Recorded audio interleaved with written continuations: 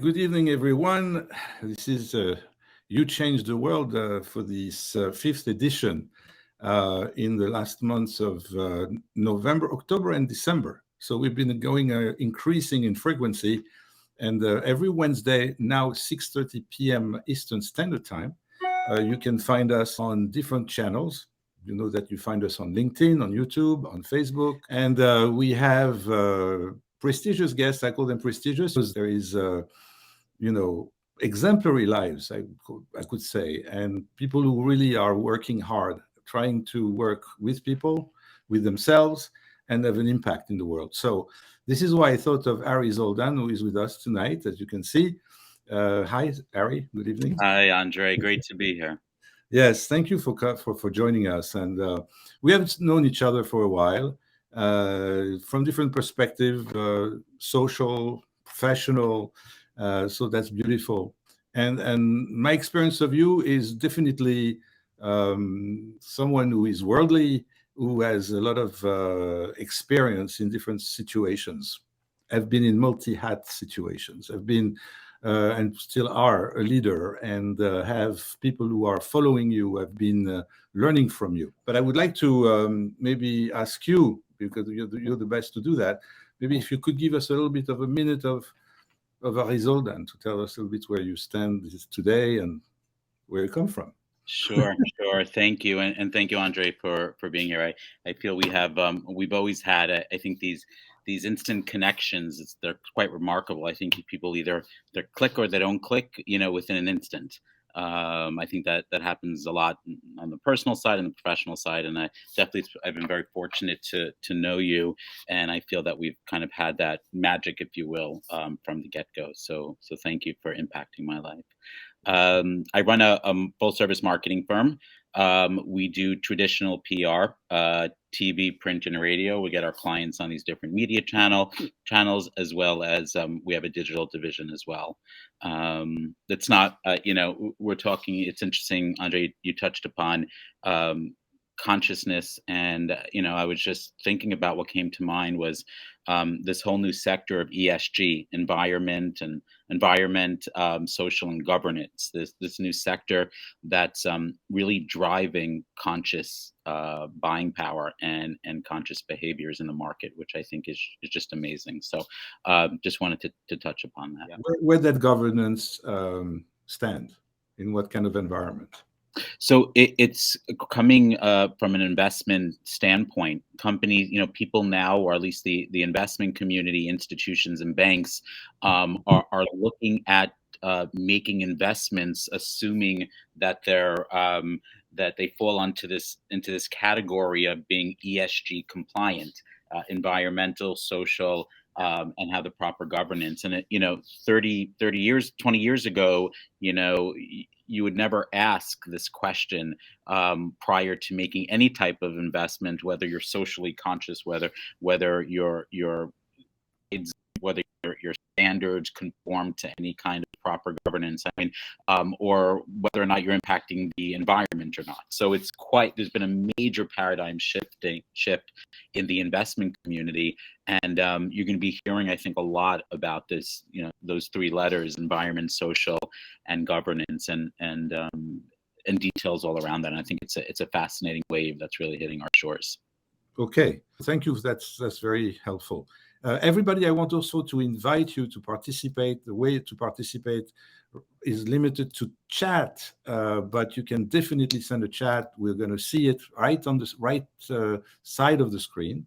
And I think that both Ari and I, or someone else maybe in the audience, can answer those chats, can address anything that comes to mind. So please participate. This is really the only housekeeping I have to share with you, is that you use your chat on where you are, and we should be seeing it on the screen.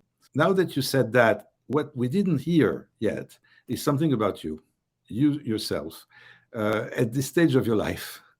What do you think is most representative of you when you're present with whoever you're dealing with, and what you think is really very characteristic of you? Sure. I'd like to say a motto that I'm trying to live by is that the greatest thing in the world, or the greatest things in the world, can be driven by the most smallest act of kindness.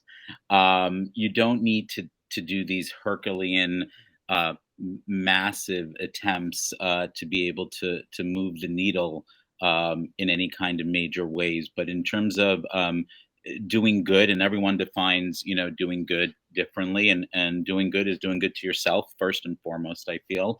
But like a simple pleasantry, like a hello, or a thank you that's meaningful, or a compliment to somebody, could entirely change their day.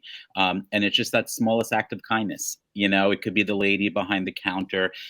There's a woman at at the toll booth I go through 3 times a week, and she it doesn't seem like she takes pride in who she is, what she looks like, but she puts a lot of effort in her nails, in her manicure.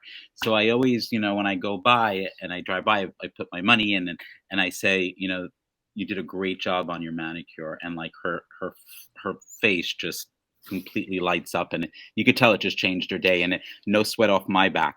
I didn't do much. It was just that smallest act of kindness that really, really moved things. And I'm kind of I'm pushing those kind of initiatives because I think it makes a difference. It's a huge thing what you're talking about here. Huge, because let's call it a mindset.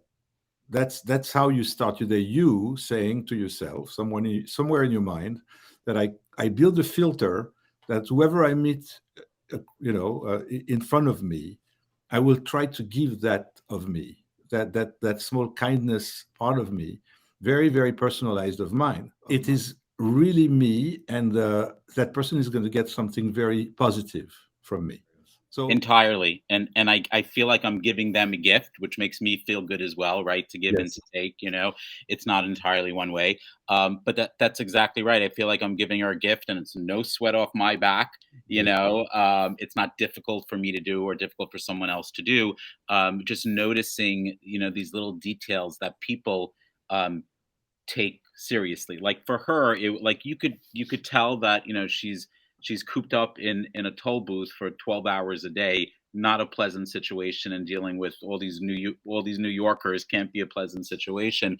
But she took so much pride in painting her nails a certain way, that it just lend itself for me, just to say, well, I love your nails. And yeah, and you could just see her, like her face lit up, and it just, you could tell it's probably changed her week. And again, it was so easy for me to do, or so easy for anyone to do, yet so big for the other person to be able to receive that. That your impact here seems to be successful. You are, in fact, getting feedback.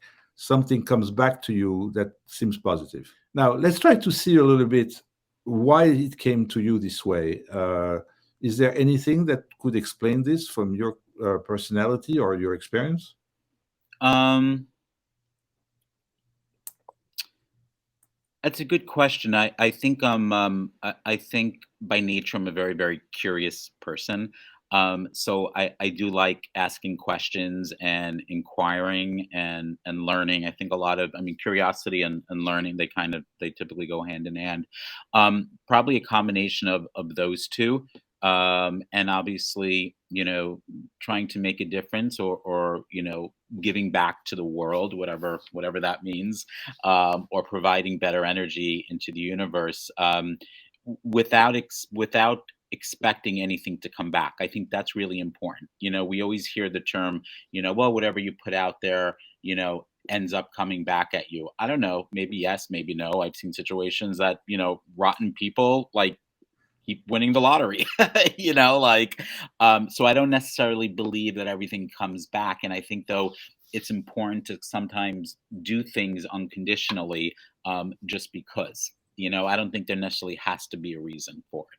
Okay, very, very good. I appreciate what you're saying. And I can see this in many situations, that people would just learn from you that skill and have a very, very big change in the way things happen to them.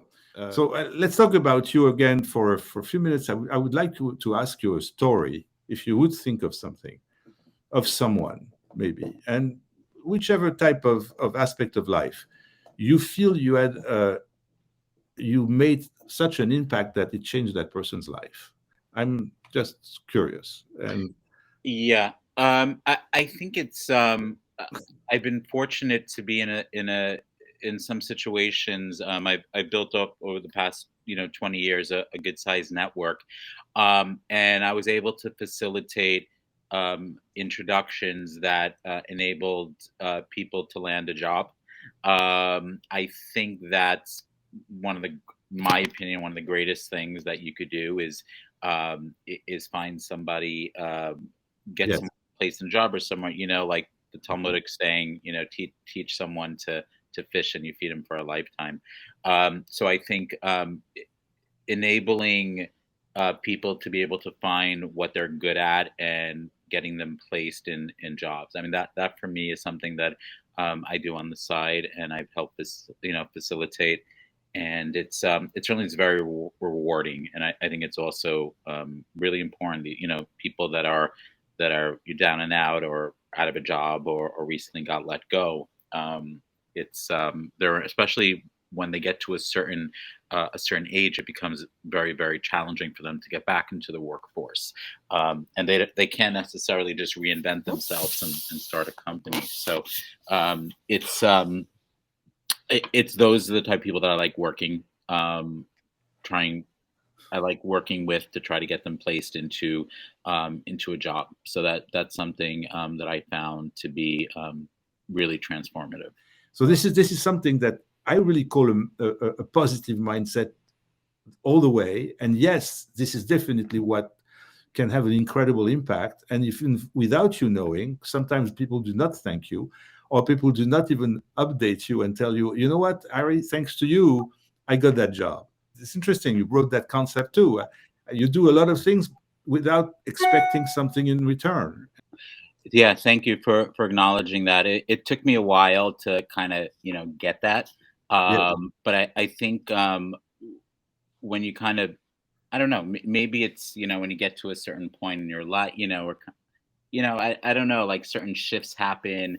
I turned 45 not too long ago, and I congratulations. you kind of thank you, and you kind of think 45. Either way you cut it, you're like halfway there. It's Midlife, like midlife, yes, midlife. It's really midlife, and you start thinking, wow, yes. so it's those little things. Try when I walk by the street on the Upper West Side of Manhattan, I'll I'll stop and speak to a homeless person. But I won't say how are you. I won't. What are they going to say? They're on the street. How are they? They're terrible. But I'll open up with a question like, where are you from? And Yes. and it's like a world has opened up for them. It's like, wow, somebody really took mention and took notice and asked me where I'm from. And they have stories. These are lives. These are universes that people aren't that don't really care about them. And I think just stopping and taking that moment and asking a question that can open up somebody else, I think is very powerful. Well, I think that there is a lot to learn from you here, and I really thank you for coming and sharing this. It's very inspiring me, and I'm sure it's inspiring a lot of others. You can apply everything you learned from Ari this evening into so many aspects of life. So I would love to get your feedback. Please send emails, whatever you want, about how you experienced Ari, so that I can send that to him also, and he can get some feedback. What would you do from what you heard from this conversation tomorrow, if that's something new that you would like to try? And thank you very much, Ari. I really Thank appreciate you, Andre. You're keep doing the amazing work that you do. And I see Catherine. Catherine's there. Hey, Catherine, it's been a very long time. Great to see you. it. I see Great that. to see you. See Okay. Catherine there. So, Andre, thank you so much. All right. My Keep great. up the wonderful work. Hopefully, Okay, we'll see each other soon, and you'll come back again. Okay. wonderful. Looking forward. Thank you, Andre.